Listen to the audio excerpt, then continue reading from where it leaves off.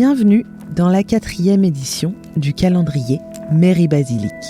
Cette année, je vous invite à explorer le Noël des nouveaux récits. Le Noël des nouveaux récits, c'est votre rendez-vous pour échapper au quotidien. Pendant 24 jours, plus de charge mentale ni de stress. Je vous guide pas à pas pour des fêtes joyeuses et engagées.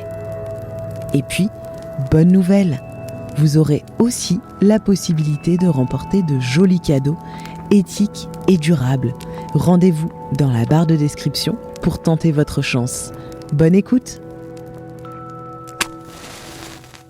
Cette année, je n'ai pas envie de retrouver au pied du sapin un énième objet dont je n'aurais pas l'usage et je n'ai pas non plus envie d'encombrer mes proches avec des cadeaux impersonnels ou non désirés. Cette année, j'ai envie d'autre chose. J'ai envie de cadeaux qui ont du sens et de l'impact. Toi aussi, ça te parle ? Avec Énergie Partagée, tu peux offrir des actions citoyennes qui financent des projets d'énergie renouvelable portés localement par des habitants, des habitantes et leurs collectivités. C'est un cadeau qui soutient une gouvernance démocratique, une vraie exigence écologique et des retombées positives pour les territoires. Depuis 2010, plus de 7600 citoyens ont permis de financer 50 millions d'euros d'investissement dans près de 200 projets partout en France.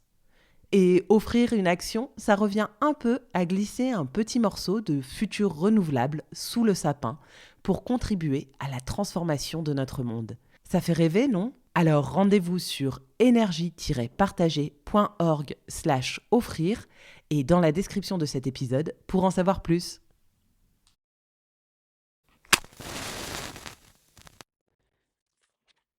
Bonjour à toutes et à tous, j'espère que vous allez bien. Comme vous pouvez l'entendre, ma voix n'est toujours pas revenue. Je vous propose une conversation avec Marie, plus connue sous le nom de la salade à tout sur Instagram, qui est à l'origine de la méthode Bisous. C'est une méthode qu'il est souhaitable d'appliquer toute l'année, mais surtout pendant les préparatifs de Noël. Je vous laisse écouter l'épisode et je vous retrouve demain avec, je l'espère, une voix plus présentable. Prenez soin de vous. Salut Marie!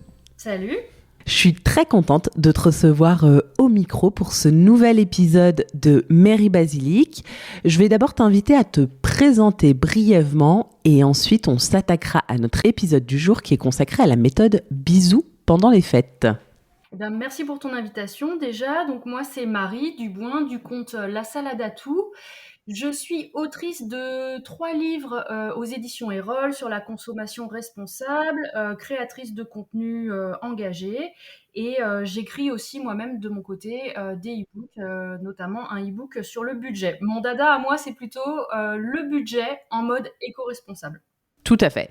Tu es la pro du budget. D'ailleurs, j'invite les auditeurs et les auditrices à te suivre parce que ça nous invite à nous poser plein de questions, à revoir la façon dont on gère notre budget. Enfin, moi, ça m'inspire beaucoup. Alors, on va commencer par des petites explications. J'aimerais que tu nous expliques ce qu'est cette méthode Bisous que tu as inventée, co-inventée, si je ne m'abuse, vous étiez 2, et que tu nous en dises un petit peu plus et ensuite on verra comment et pourquoi l'appliquer en période de fête. Donc c'est bien ça, la méthode Bisous, on est 2 à l'avoir inventée puisqu'elle est née dans le livre que j'ai coécrit avec ma moitié de pomme bio, Herveline Verbecken, qui s'appelle J'arrête de surconsommer 21 jours pour sauver la planète et mon compte en banque.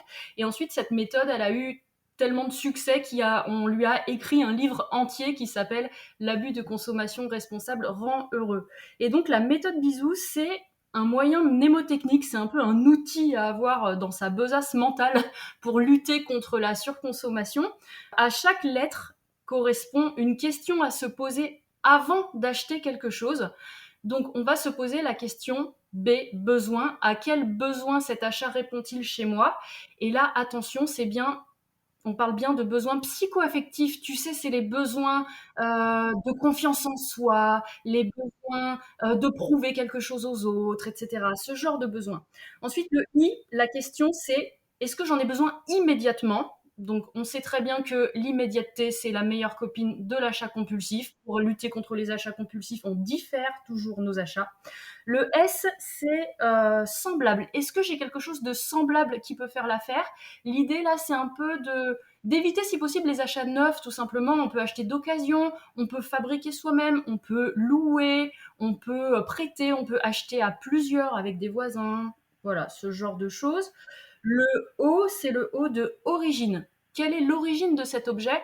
Puisque moi, ce qui m'intéresse, c'est comme toi, hein, la consommation responsable. Donc, où est-ce qu'est fabriqué cet objet? Est-ce que c'est à l'autre bout du monde? Par qui? Comment? Est-ce que les moyens donnés aux travailleurs sont OK?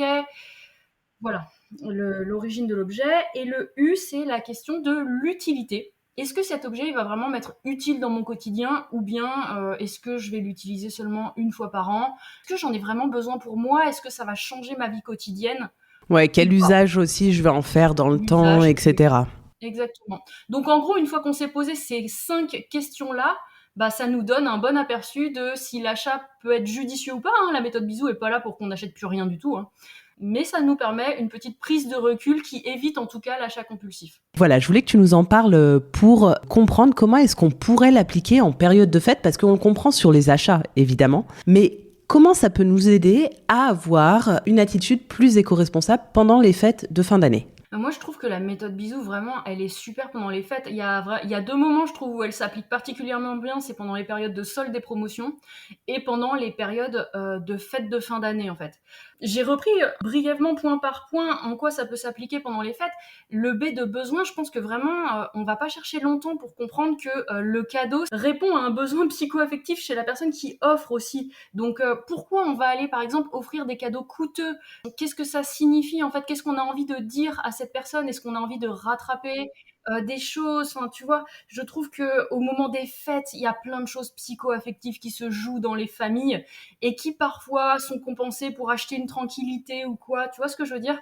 Avec des cadeaux. Donc le B de besoin, il trouve vraiment toute sa place à ce moment-là. Pareil, tous les achats pour se conformer, tu sais, les décos, les repas gargantuesques, tout ça parce que tout le monde fait comme ça, etc. Il y a plein de choses à repenser. Prouver quelque chose aussi. Prouver quelque chose aux autres, etc. Enfin, vraiment, le B, c'est mon préféré hein, de la méthode Bisou, on va pas se mentir. Mais c'est celui qui est le plus méconnu. Enfin, je sais pas s'il est méconnu, mais il est parfois mal utilisé, ce B, justement. Oui, alors que pourtant c'est vraiment le plus puissant parce qu'aujourd'hui dans notre société on peut dire que bon pour la plupart d'entre nous, hein, malheureusement pas tout le monde, nos besoins de base sont remplis et ensuite notre consommation elle est à fond sur ce B de psycho-affectif quoi. Et les industriels le savent très bien. Ensuite, le I, c'est voilà, arrêter les achats d'impulsion par rapport à Noël, partir de sa liste. Moi, je dis toujours, c'est qui le patron en gestion de budget? C'est toi le patron, la patronne. Donc voilà, tu as ta liste, tu pars sur ça. On arrête les achats compulsifs au niveau du I. Le S, je trouve qu'il se prête bien pour tout ce qui est, tu sais, DIY, cadeaux faits maison, les achats d'occasion. C'est-à-dire, au lieu d'acheter des cadeaux neufs à tout le monde, est-ce qu'on peut pas repenser voilà, sa manière de faire des cadeaux en allant un peu plus vers d'autres choses que les achats neufs, quoi. Les achats d'occasion, ça a encore un peu de mal à passer hein, dans certaines familles, par exemple, mais ça peut voilà, être l'occasion de l'amener tranquillement. Au niveau du haut, là, clairement, je me dis que pendant les fêtes, c'est vraiment le moment de penser aux petits artisans, petites artisanes françaises. Cette période, c'est la plus importante pour eux.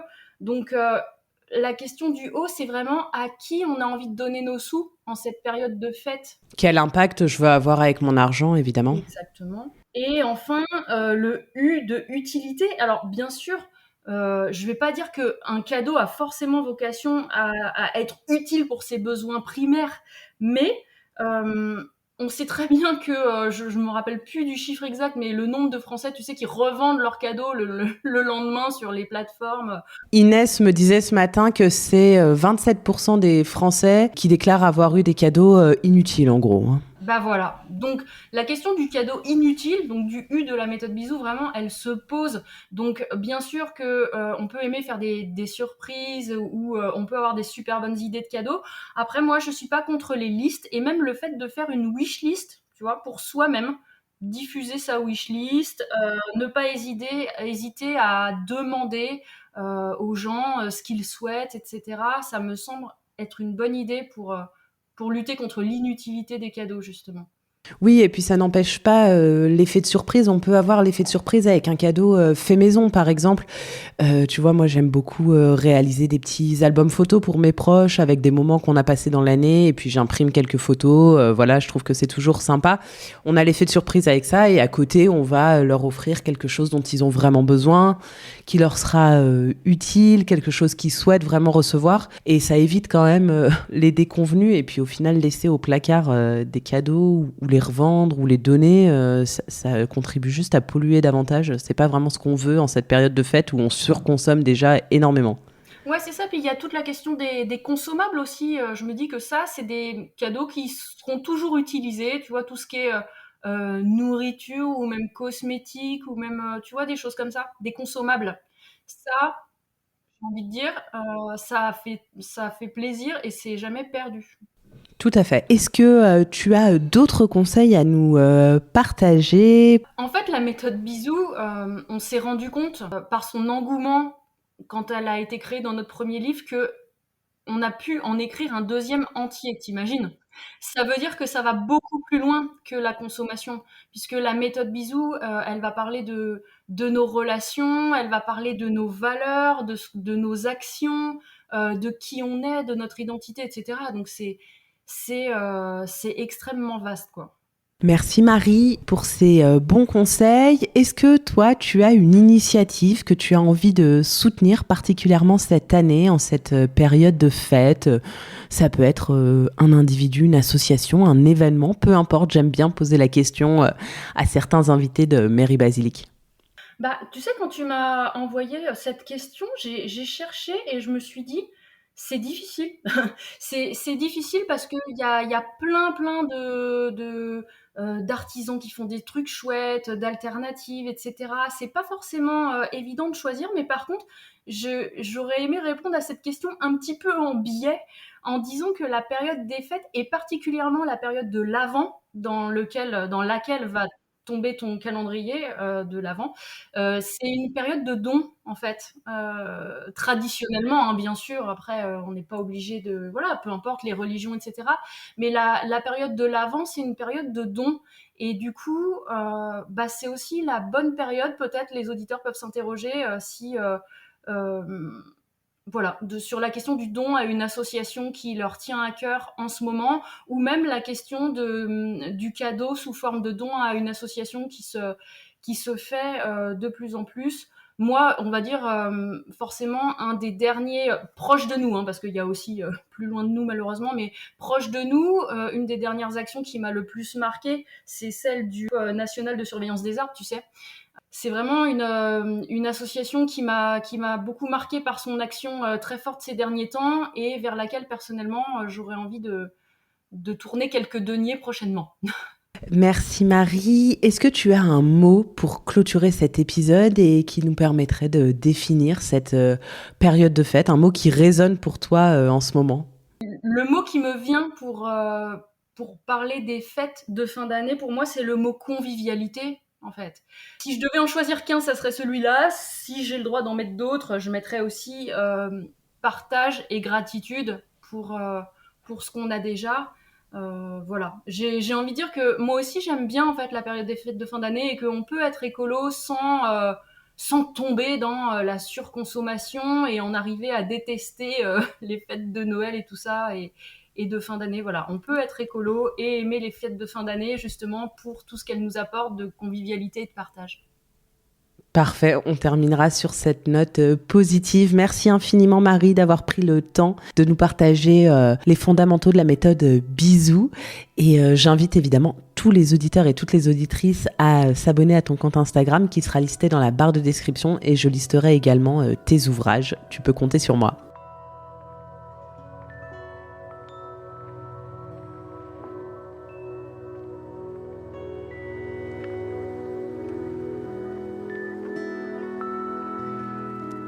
J'espère que cet épisode vous a plu.